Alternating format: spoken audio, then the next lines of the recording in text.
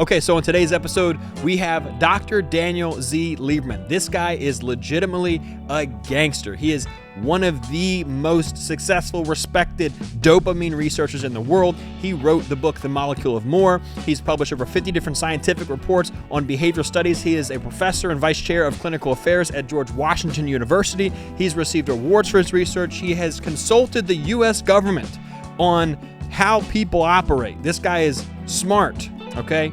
And he is in the building. If you want to know why you do what you do and you want to know why you can't stop doing what you don't want to do, today's episode is for you. Without further ado, our conversation.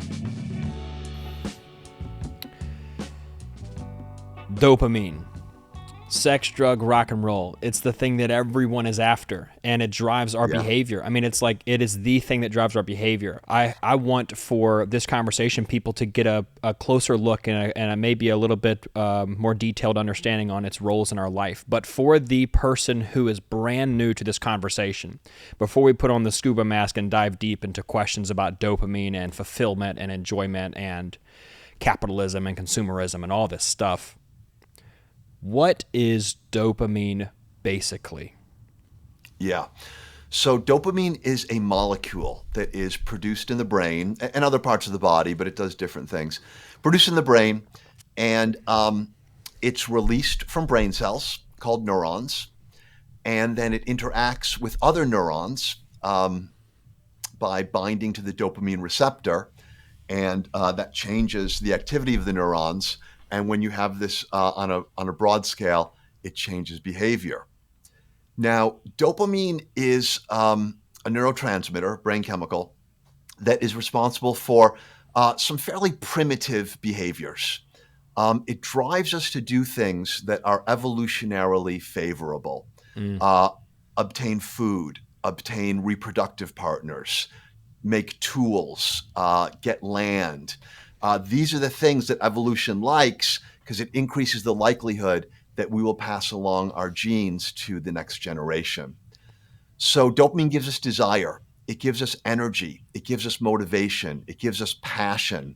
It's the engine of our brain that drives us to do the things that are going to be evolutionarily favorable.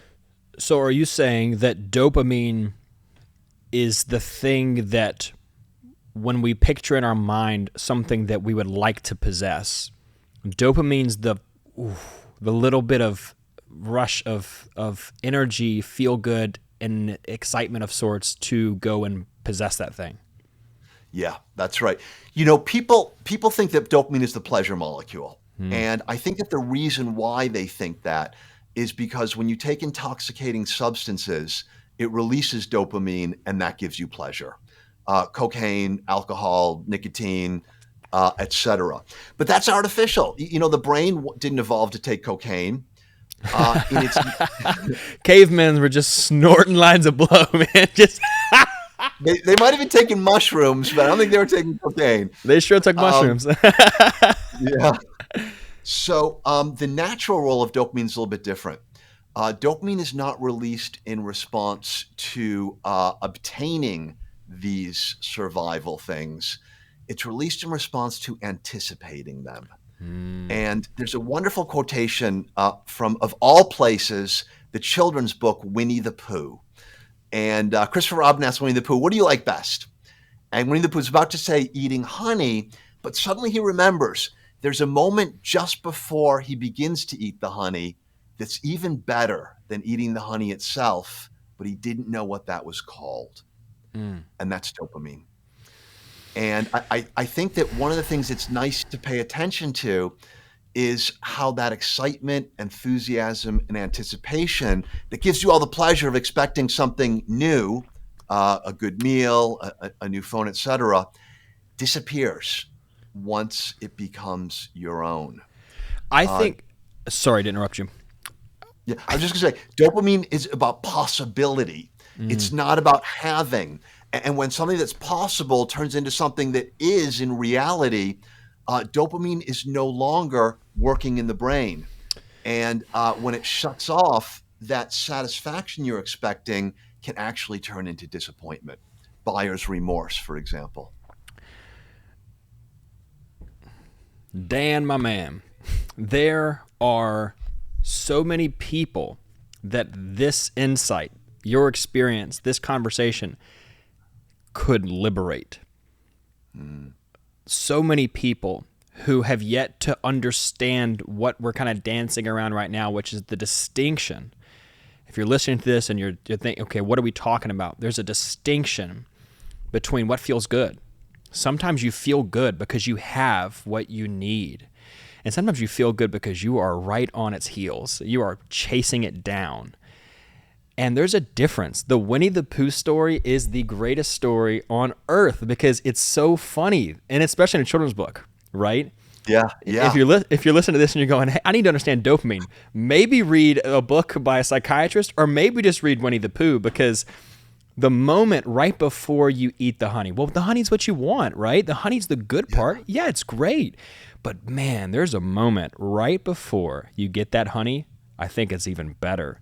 And he's nailing dopamine. The distinction that I've seen so often in your work and heard you talk about that I think is so wonderful is there's a difference between excitement and enjoyment.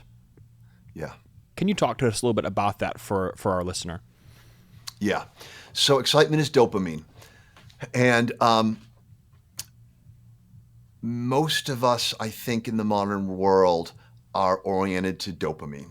And there's a lot to say about that we can talk about. But it's about getting more. That's why I called the book The Molecule of More. I love it. Great title. It's always about seeking the next thing, about being dissatisfied. And as you pointed out, it can feel great to chase that rabbit down the track. Yeah. It's a wonderful, wonderful feeling, and there's nothing wrong with enjoying it. But your life is not going to be fulfilling unless you're able to also enjoy the other side of the equation. And that is satisfaction. And that's not dopamine. Those are different brain chemicals, different neurotransmitters. Things like endorphin, endocannabinoid, oxytocin, serotonin. This kind of enjoyment feels very, very different. And people who are very dopaminergic, that is that they love the dopamine chase, weirdly enough, they may find the feeling of satisfaction a little bit aversive. It feels kind of touchy-feely and a little bit uncomfortable, sitting around in a circle, holding hands, singing Kumbaya, to be the most extreme case. Yeah. It's too warm. It's too feely. I know that difference makes a lot of sense in my own life. Personally, I've struggled a lot with sex addiction and work addiction. And they're all just so much about this chase. The next lover, the next person, the next hookup, the next business deal, the next client you sign, there's so much anticipation that having it is like an obstacle. Having to actually close on the deal is getting in the way of you picking up the phone on the next one. Having the lover in your arms is keeping you off the dating sites, and it's keeping you off what? And you go, what? Like, there's something weird about horrible? this. I would rather be on the dating site than have this woman in my arms. And I think that, yes, absolutely. I think that is the thing that is happening to a lot of people. They just haven't yet found it out. They go, I love doing Tinder. I love internet pornography. I love being a workaholic. And yes, maybe you're caught up in the first phases of it when it's all exciting, but you do have an appetite for satiation that is a very real thing. And if you ignore it for long enough, it'll come back, Carl Jung type stuff. It'll come back saying, we're going to cut it off. No more workaholic, no more sexaholic. The dick doesn't work. You don't care about emails. We are coming back to the sensory percept. We're coming back to our body. And I just hope that you wonderful, wonderful people of Let's Keep Talking. Thanks so much for checking out this episode. The people listening to this episode, watching this episode, if you can hear what we're tinkering with right now, it's this idea of endless pursuit of more. And that at some point, not feeling in your body good, not feeling satiated. And it's not at all to say you shouldn't. It's not at all to say, dude, don't go be dopaminergic. Don't go have goals. Don't feel excited about new love or new business deals. I mean, dude, this world is built on wonderful creativity. That's the flourishing of it. But what do you do once the flourishing garden produces fruit? What do you do once the thing that you created in this world, you saw the future and you pursued it through the dopaminergic pathways? What do you do once you have it?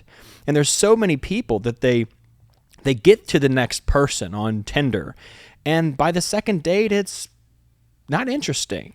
And they're unhappy, Doc. They're unhappy about that. They're going, what the fuck is going on? Well, here's what's going on. You are great at pursuit. You suck at having. You're great at getting, but the having mechanisms you suck at. But there's good news. You can get better at it. I had a patient with sex addiction that I think illustrates this point perfectly. He wanted to have a long-term relationship, but he couldn't because he would date women, and as soon as he slept with them, he lost interest in them. As soon as they kind of said, yes, I will be your girlfriend or something like that, he was no longer interested. It got worse and worse until the point was he would be in a bar and ask a woman if she wanted to come back to his apartment. And if she said yes, dopamine turns off, he loses interest. He wants to sneak out the back door. He no longer wants to take her back to his apartment. So he wasn't even having sex anymore. Yeah. That's and that is the interesting. That's the whole point. It's that you're a sex addict, and it's nothing to do with sex. Yeah. Not to plug my own work here, but I recently, in my healing, your book has been fantastic. I told someone this morning, this guy wrote a book that truly clarified the unwinnable game that I was in with sex addiction. And about a year and a half ago, I started this journey of healing and I'm arriving back into my body, back into the sensory percept, back into the moment. And in the last few months, I've started to write a book on sex addiction, my own experience in sex addiction. And that is the thing that has kicked me in the fucking head, is that, wait a second, sex addiction, shopping addiction, gambling addiction. Gambling addicts lose money all the time. They're not addicted to winning money. It's this feeling that the future just might be better than the current moment. It just might be better. The shopping addict, do you really think they use all the trinkets they order? The common thread is addiction. And you can have a guy. They have big closets full of stuff, some of which they didn't even open. They didn't open. And then you have a guy who is seeing a clinical psychologist. Listen up, people, my lovely people of the world. He's seeing a clinical psychologist for sex addiction, and he ain't even fucking. He's not even having sex. So at that point, we have found the mechanism. It's the more, baby. The more. Here's an example that I think everybody can relate to. You're on Amazon. You're going to buy something. You're so excited. You're reading all the reviews, and you find the one you want. You pull the trigger. A couple days later, it shows up, and you don't even open the box because you don't even care about that thing anymore. It just sits there in the box. You go, oh, what a hassle. But getting back to Jung, he talks about the importance of wholeness, and it can be fun to chase that dopamine, and it can feel like we're making progress in our life, accumulating more and more. But if we're ignoring that other side, the here and now, and as you pointed out, it has a lot to do with the body. Thinking about the future is very abstract because the future doesn't exist in real terms. But the here and now is concrete. It's here and now. And so, just thinking about what are the things that pull us into the here and now, as you mentioned, sensory experience. Other things that occur in the here and now are relationships. Not having a conference with somebody in order to achieve some business goal or some other goal, but just chatting with someone you care about simply for the pleasure of the present moment. So if we want to think about trying to become a more balanced person, those are some of the things we can think about. Using our body, woodworking, gardening, cooking, whatever, paying attention to our senses and relationships. Let me ask you this. Let me bring this up because I love where we're headed with this conversation. What can we do about it? But real quick, let's pump the brake just for one last bus stop. Just to say, hey, here's where we're headed. Some people are going, I feel pretty good. You know, I'm on Instagram, TikTok all the time. I got the shopping coming in. I've got, the next business deal, or I've got the next lover that I'm pursuing. We're supposed to meet for drinks this Thursday. What are you talking about, Doc? I feel great. So you almost have to catch people in a moment of that, of the end of the journey, of the end of the dopaminergic pursuit. Yeah. So there has to be an opportunity for an audit of sorts that says, how about you do this? Put your fingers on your pulse. Let's check and see if you're somebody that could benefit from learning to be more here and now. And in my mind, that is one word: pleasure.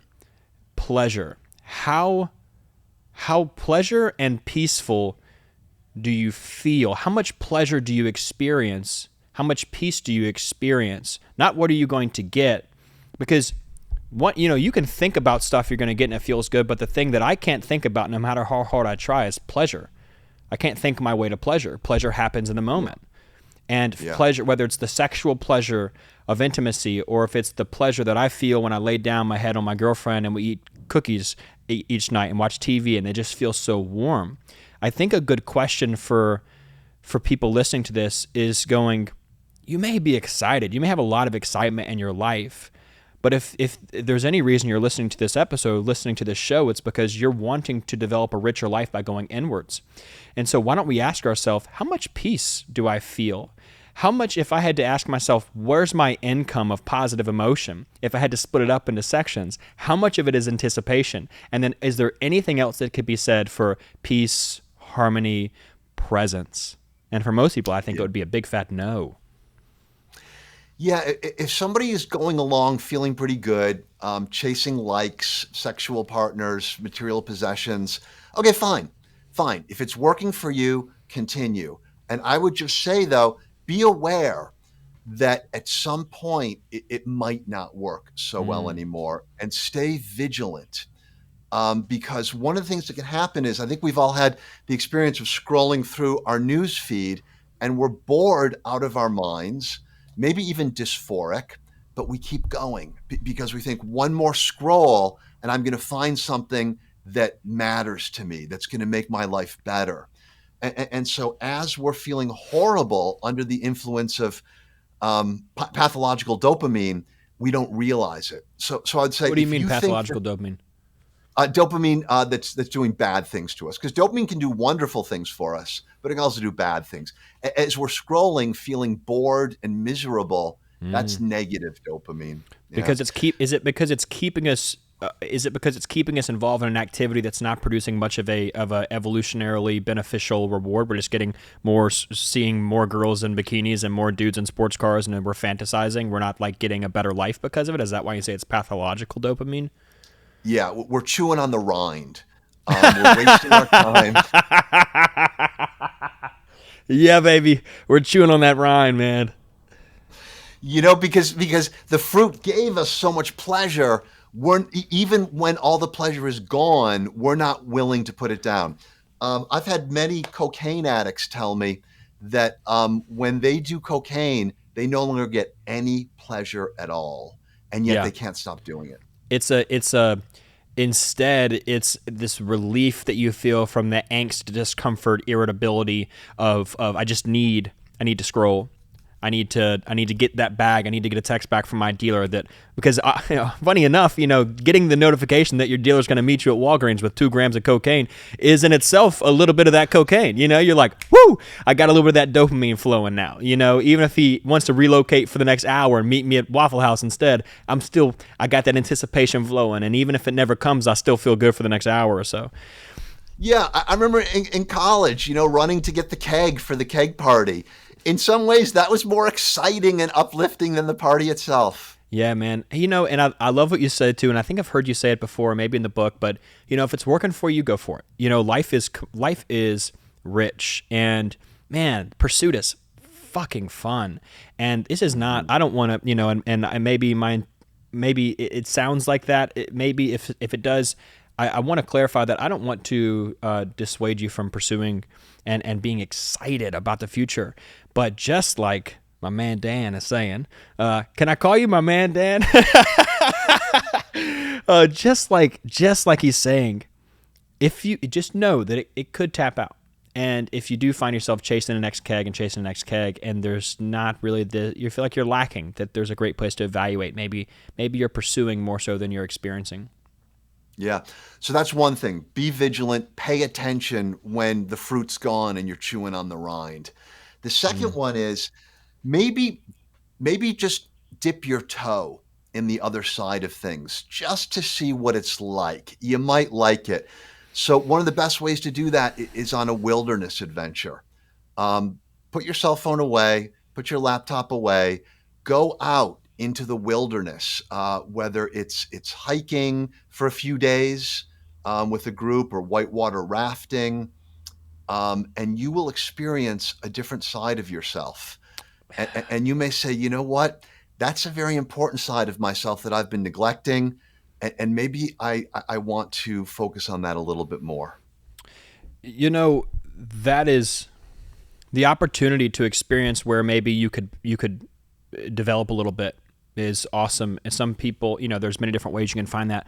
For me with the sex addiction, I think a lot of people probably relate to this. You're in the middle of having sex. You don't really feel that. You don't really feel all that good. It's not, you're not like, oh, this feels so good.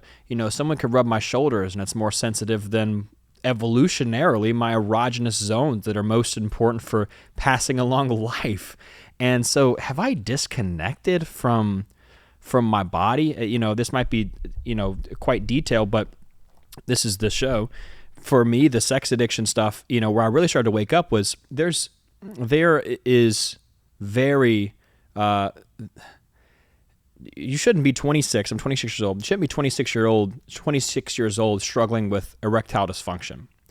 Mm-hmm. And there I have been since I was 21, having a difficult time feeling all that interested in this experience. At the same time, though, Doc, I'm addicted to internet pornography, addicted to erotic massages, strip clubs, all these things that are nonstop. I have this weird relationship with the pursuit of these things. But for me, I started to realize, damn, dude, like you're not even into this. Like your body is telling you, hey, dude, we're tapped out. We're not even engaging in this, and here you are still pursuing this like it's got something you want. We are far, far away from that wilderness experience. We're far away from being connected with our body. One of the very interesting things that's happened over the last year and a half, though, has been reconnecting with sexual energy in my body as a separate entity of sorts, or a separate function of sorts, other than my brain. It's like, dude, after years, for me, I thought that being turned on was that feeling that the coke addict got when they needed the next hit. That kind of antsy feeling, kind of a finger in your chest, irritability, discomfort, just my body's getting a little hairy. I need that just the light fantasy of pornography or browsing websites of sex workers, or I need something that just, starts to lull me into this a little bit more feel good in my brain, and that's been a journey of reconnecting with a different set of feel good in your body. How about erotic energy or sexual energy being something that's felt in your body, like feeling hunger? It's a felt need that then, for your guy at the bar who just meets a girl and once she says yes, he's out. In my mind, this is a guy who's completely disconnected from sexuality.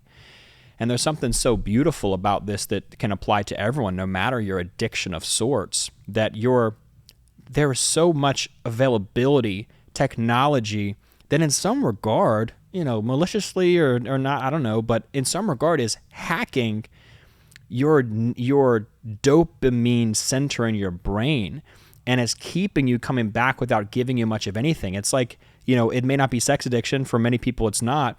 But you're nonstop on TikTok and Instagram, nonstop. And just like Doc here is saying, you're not even, you're chewing on the rind. You're not even with it. You're not even really all that happy about it. And there's something going on. And that something is that you are interacting with technology that has been built to come on, more. Get me closer. You're almost there. It's goalposting you. And they hire psychologists who are expert in dopamine. This is a very, very specific, targeted attack on one of the most vulnerable parts of your brain. It's like YouTube. The video you're watching, if you're watching this video on YouTube, thank you so much for watching it. This video is great, but the reason you love this website is over there or over there, depending on the orientation. All those related videos. Those related videos over there are the reason that this website is a god of sorts. It says, the phrase in my mind that, it just encapsulates so much is that if you like this, you're going to love this. Yeah, if you like that, you're going to love this. And we get on Instagram and we see, I know that you're not on social media, right, still? No, I'm not, just LinkedIn. Cool. So Instagram or TikTok or YouTube, and the moment that hooks you, if you watch any type of like after school animations that talk about a lot of things like this, it's a lot of big government, kind of big brother, surveillance, capitalism, being hooked for your need to be a consumer more so than being a human being and having a conversation and connecting. Yeah. Then that moment, the reason you're hooked is because there's an algorithm that knows what you like. This is what I'm trying to say. Sorry, I lost my train of thought there for a second. This is what I'm trying to say. There's an algorithm that says, we know what you like. We're going to show that to you. And we're going to throw in random alterations just to test. And then you find out that you liked this, but you love that, what was just shown to you. That data gets collected, and then that's the new thing to show you nonstop of. And so you find that the moment that you get hooked on these content consumption platforms, shout out YouTube, is when you get shown, you thought you liked this, you're going to fucking love all this. And the thing that's weird to me, Doc, is that historically, I'm very interested to see how this is changing our brains. Historically, when you discovered something that you liked, you cherished it. It was, oh my God, I feel lucky to have found this. Mm-hmm. Now we live in a digital world. It's a wonderful world. It's very digital. But now finding something you like now is just inspiration for something even better to be shown to you endlessly. And so the thing you find is never something you cherish. Are we losing the ability to cherish these things that we interact with because they're becoming just nonstop conveyor belts of more? Yeah. Well, two things. We don't cherish things because we don't make the transition from dopamine to here and now, endocannabinoid, endorphin. We have, in the past, we didn't have that much stuff, right? And so if you inherited like an axe from your grandfather, that was a big deal. You cherished that axe. That made your life so much better. But there's that funny thing. There's a funny meme. There's more nacho goodness in one Dorito than people in the 17th century experienced in their entire life. It's so easy to go after that next thing. But I think another important point that your comment raises is that the dopamine system is very vulnerable to tolerance. That is that once you give it something, that thing is not going to excite it again. So with my patient, the sex addict, the woman that excited him the first time does not excite him the second time. And the reason is that the role of dopamine is to increase what we have. And so it has no interest in the things we already have, only the things that are new.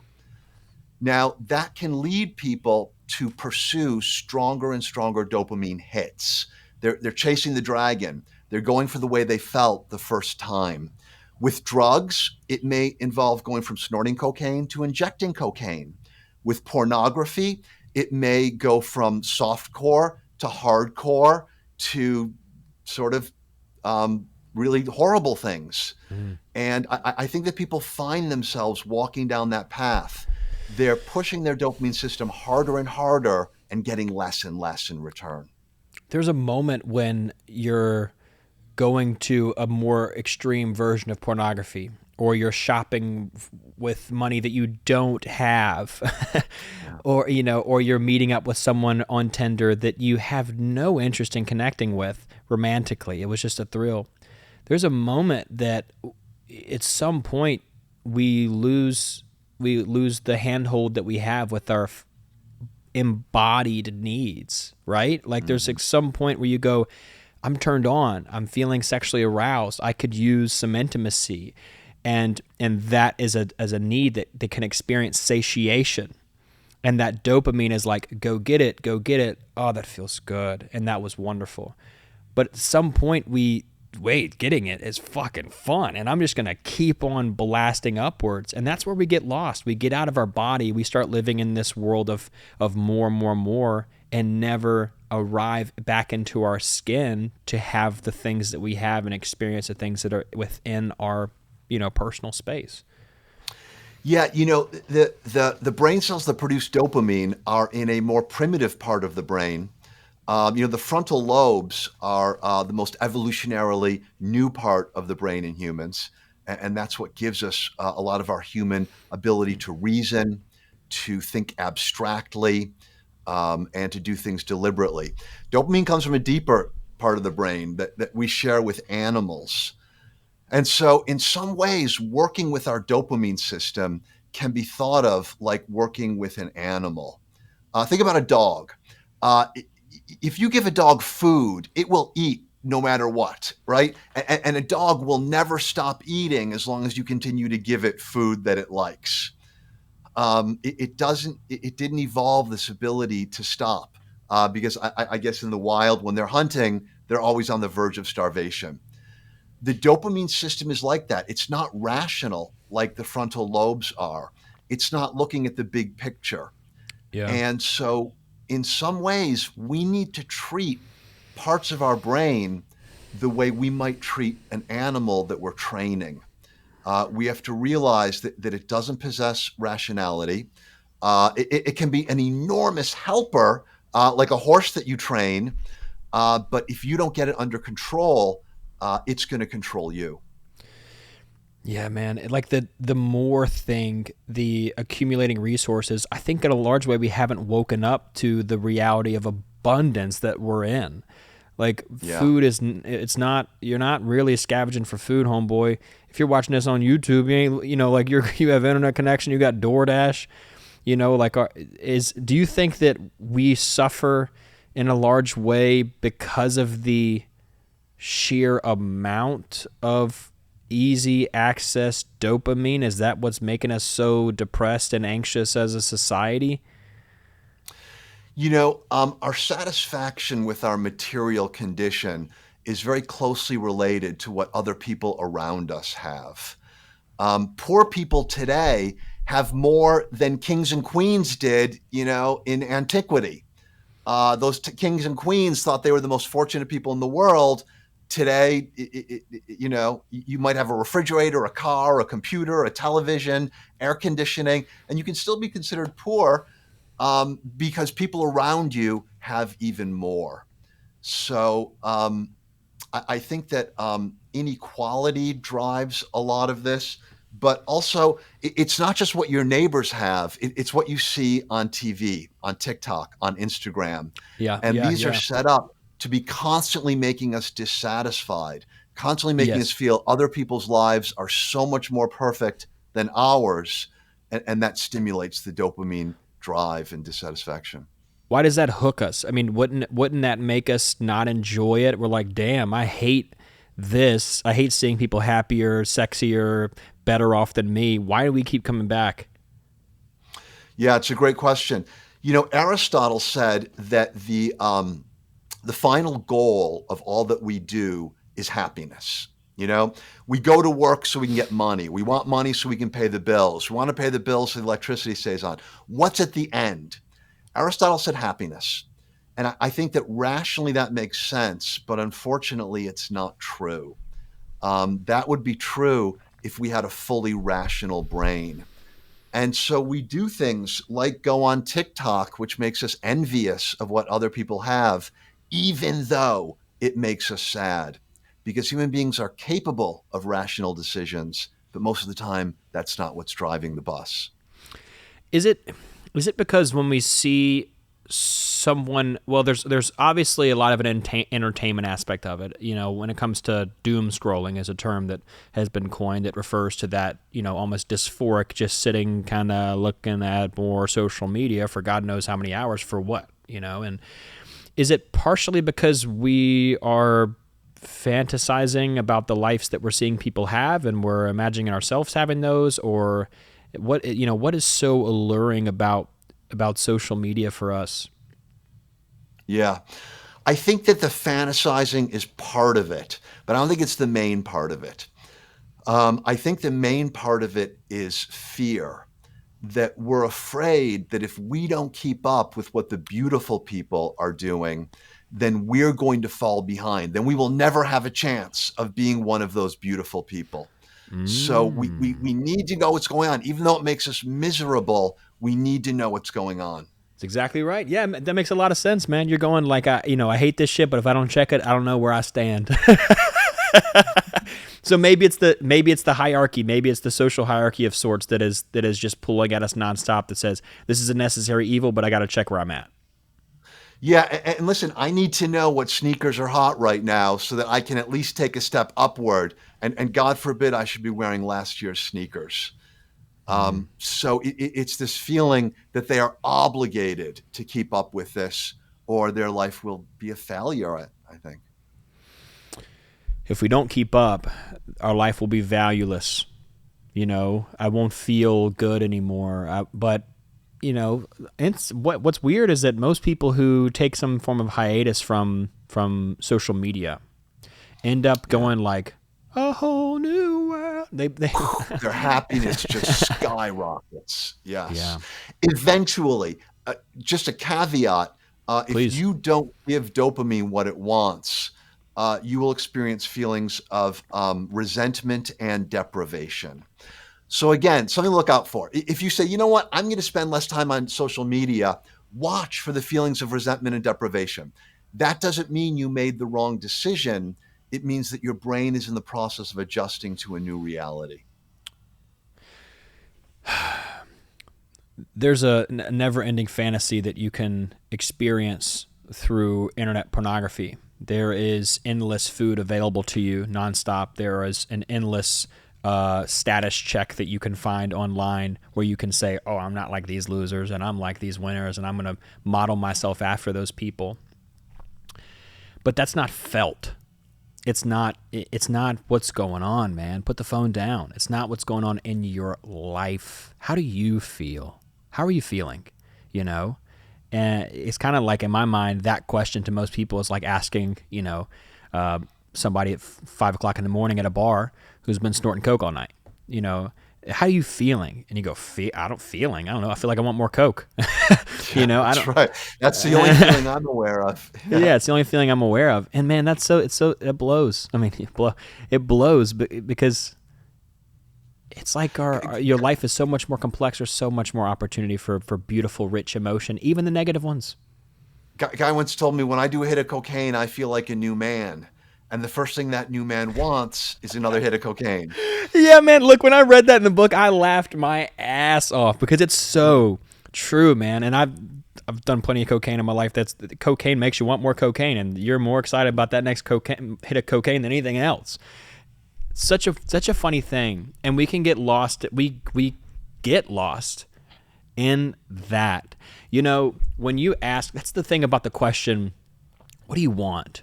What do you want in life? What do you want? What do you want to be? That I think inherently is a little bit rigged. It's like, what do you think you could become? And think about It's that. a future question. Yeah. And therefore it's a dopamine question. Yeah. Instead of saying, there's one quote that you said during an interview that I thought was really great. It was with Lewis House. What am I really like? You guys were talking about how do you decide what's purposeful in your life, and maybe something that goes beyond this pleasure driven. What about purpose? And well, first you have to get in touch with who you are. And one thing you said was, what am I really like? Okay, I'm miserable. Okay, what can I do to not be miserable? Or you can say, let me see what misery feels like. The thing that I love about that, and part of who you are as a person, my friend, that comes out in some of your responses in these interviews that I've watched, is there's a little bit of return to home and that response. There's a little bit of some Buddhism. There's a little bit of your heart that's involved in that says, you could escape your current desolate, horrible reality and find heaven, or we could make this reality a little bit more bearable, healthy, reasonable, clear. We could work with the relationships that we're in. We could feel our misery, and instead of escaping it, we can feel it so much that we welcome it and get to know it. And then you might find out, you go, hey, misery, it's nice to meet you. I'm not trying to get rid of you. Please understand. I understand you're part of the human experience, that my openness to experiencing all of the fluctuating emotions is the whole point of this experience in a large way. Where'd you come from? What brought you here? Why are we miserable? And maybe there's a relationship. And I don't want to sound as if the point of negative emotions is to find them and fix them. I don't. But you have a desire for a better reality, and you should, because your reality now might suck. You owe people money. You're broke. You hate your job. You're in a bad relationship after bad relationship, and something needs to be better. But instead of idealizing the future about what could be if it all changed, instead tinker and change a little bit about where you are now. That's so much more embodied, man. Yeah, in Aldous Huxley's novel Brave New World, the society was used a drug called soma. And soma, it's sort of like an opioid. It just makes you feel warm and calm and happy, and everything's okay. And they had a saying, a gram is better than a dam. So anytime someone expressed frustration or unhappiness or dissatisfaction, they'd say, hey, take some soma, take some soma. And of course, it was a totalitarian government. It was just trying to keep the people fat and happy. and there's a guy who comes from out. He's kind of a savage, and he's like, no, that's not the way life is supposed to be. Yeah. You're supposed to experience winter and spring, sunny days and cloudy days, and it's the cloudy days, it's the challenges, it's the unhappiness that leads to growth. And I think that there's an important question. Is the purpose of life happiness, pleasure, or is it maybe growth? Is it maybe becoming capable of love, as capable of creating things as we possibly can, rather than just blissed out on some drug and harmlessly happy all the time? A gram is better than a dam. That's such a funny phrase, man. That's the way we think in the consumerism, kind of consumer capitalism society that we're in. What is the purpose of life, man? What a beautiful and deep question. One of the things that comes to mind is to experience it, it with a wide open set of eyes and a big heart, and to see if you can't take the complex situations that come through your body, because when things happen, they happen to you and you feel it. You're involved in this experience. You're neck deep in this thing. And when tragedy, when frustration, when stress hits you and begins to move through you, can you stretch your heart wide enough to stay present for that feeling? And there's a beautiful part of that then makes you more capable of experiencing. To me, the idea of an emotional bandwidth, it comes into the word bank of sorts is, if I can feel this, I've read somewhere at one point that depression was the inability to feel negative emotion. And it was something about your inability to sit with and feel the pain in your life. Your defense mechanism is the numbing. And so that works all fine and dandy when it's war. But then when the sunshine comes out and the birds start chirping and you're numb as a cucumber, then you go, I don't feel anything. I feel disconnected. I feel sad. And you go, well, maybe it's because you died when you went through the pain. Instead of finding something to hold on to, whether that's someone you love, whether it's a philosophy, a spiritual text, or just your fingertips. And you just said, here I am experiencing this. And that is, man, I love this conversation, my friend. That has to begin to ask, it causes you to ask yourself, well, what is this about? What is, you're saying I should consciously indulge myself, almost engage myself with the pain. Yes, not so much that you pursue pain. I'm asking you that you consciously marry the moment, the present fucking moment. Whatever fills that moment, you're there for. And then what you might find, the gram is better than a dam. Yeah, kind of, until you're sedated and kind of, numbed out and hollow in the eyes. 20 years has gone by and you haven't grown.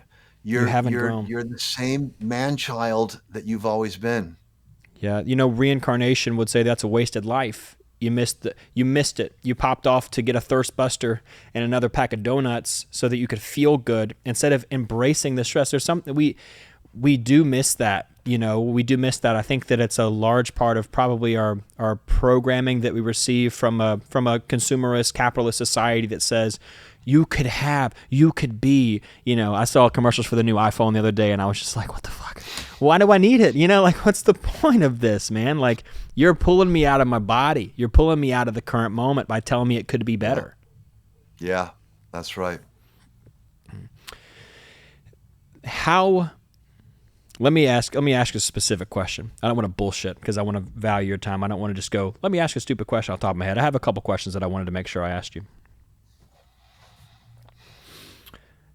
You said in an interview you meditate for 15 minutes a day. I also practice meditation semi-regularly.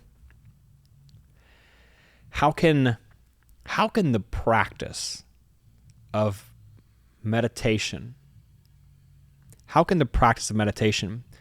begin to allow us to start to have more of a say on what we decide to do in our life instead of just being slave to the dopaminergic hooks in our mind? There's different kinds of meditation. The one I do is typically focused attention. And that's where I try to focus on my breathing. And anytime my mind wanders away from my breathing, I bring it back to the breathing. And what that does is, in some ways, it's like a bodybuilder doing curls. Every time I notice that my mind wanders and I bring it back to my breathing, it's like doing a lift. And just like a bodybuilder's biceps will get bigger, the frontal cortex actually thickens with years of meditation. And what that does is it enables me to better make deliberate decisions. Okay. In a way that's almost with a checks and balances system for the little lizard brain that we got going on. Yeah, that's right. It strengthens the human part of the brain, so that every time I say no, my brain wants to wander. It wants to think about what I'm going to do at work tomorrow, what I want to eat. But no, I'm going to gently bring it back to my breath. And it sort of changes the balance of power a little bit. where your rational decisions have more strength and your instincts, which may not always be in your best interest, become a little bit less unruly and a little bit easier to control. When I think about that in my mind, the decision-making process looks kind of like if you go to a concert or a seminar or some kind of performance, and maybe they're trying to get you to vote between two people on stage who did better at whatever the competition was, and they're like option 1, and then the crowd goes like ah, and then option 2, and they're like and then they go back to option 1, and it's just ah, everybody screaming, and then it's not so much, and so the decision's been made. I think about that, like that kind of sounds to me like the decision-making process in our brain is that we go, what do I want to do? I got Instagram, or I got that book I want to read. And the inherent fucked up part of it is that only one has a loud crowd going, that fucking rocks. We get so much dopamine from that. Let's do that. And in my mind, you almost automatically just go with the one that hits your dopamine. So you find yourself deciding to do more Instagram instead of reading, and then 6 months from now you haven't read any more books or practiced your yoga certification or really developed a good relationship. You're still doing these things. In my mind, like meditation reminds you're the host of the show in the first place, and that you right. have the crowd, but you can decide whether or not. I hear what you're saying, but we're going to go this route. I know you'll like it better. Let's do this. The animal parts of your brain are incredibly important and incredibly valuable. They give us motivation and desire and tons of good stuff. But you can't let animals do whatever they want. They need a little bit of training. They need a little bit of guidance. And if your frontal lobes aren't strong enough to handle the animal instincts that are constantly bombarding it, the instinct for more, your life is going to be chaotic. And so by strengthening that decision-making process, you become a better manager of your brain. You begin to, you used the phrase earlier, get back into your driver's seat when talking about, the job and stuff. You begin to have control over your life in a way, and then you go like, someone might be able to lure you under their control if they gave you endless pleasure. They say, I'm going to hook you to this screen. You can see whatever you want. You can feel this constant drip of soma. Is that what it's called? You can get this opiate, and then we'll just lull you out. And then I'm going to control every facet of what you spend your blip of awareness. I mean, you pop up on this rock, you get flung out of another person, and you start walking, and you start talking, and you start figuring out what colors are and what music is. And you have this amazing opportunity to touch things and to feel and to communicate and to feel the warmth and the cold and pain and frustration. But no, no, we would give it all away for a screen of endless entertainment and a steady drip of morphine, It seems to be a waste. It seems to be a waste. Conversation. I only budgeted an hour for us, and I've got some people waiting for me. Yes, of course. I totally respect your time, man.